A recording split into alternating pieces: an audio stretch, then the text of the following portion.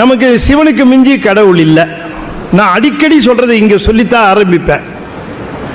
சிவபெருமானுக்கு சொல்லப்படுகிற அடையாளங்கள் வேறு எந்த கடவுளுக்கும் சொல்லப்பட முடியாது. அவருக்கு சொல்லுகிற அடையாளங்கள் வேறு கடவுளுக்கு கிடையாது.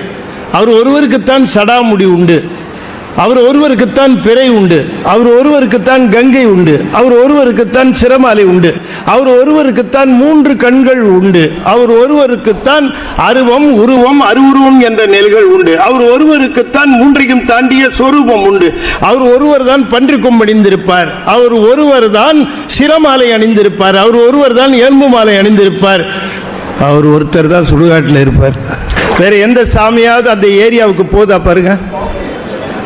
எல்லா சாமிக்கும் பயம் சுடுகாட்டை பார்த்து. நம்மால் அங்கே டயஸ் போட்டு ஆடுறாரு.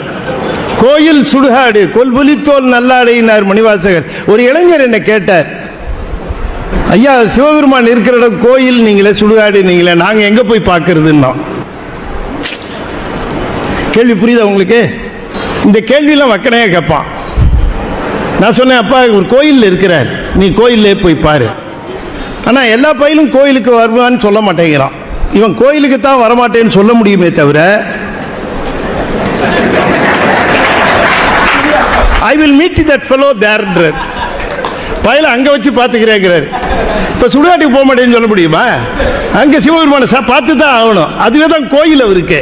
இவன் கோயிலுக்கு போக மாட்டேன்னு சொல்றவெல்லாம் அங்கே போய் தான் தீரணும். சிவபெருமான் முழுமுதற் பொருள், பிறப்பு இறப்பு இல்லாதவர். அவர் ஒருத்தர் தான் கடவுள். அவர் தான் பதி. எந்த தாய் வயிற்றிலையும் கருவிருந்து பிறந்ததா அவருக்கு சரித்திரமும் கிடையாது, புராணம் கிடையாது, எதுவும் கிடையாது. ஒரு பேருக்கு ஒரு கதை கூட கிடையாது. இனிமே இட்டு கட்டினா உண்டு. அவருக்கு எந்த பிறப்பும் கிடையாது.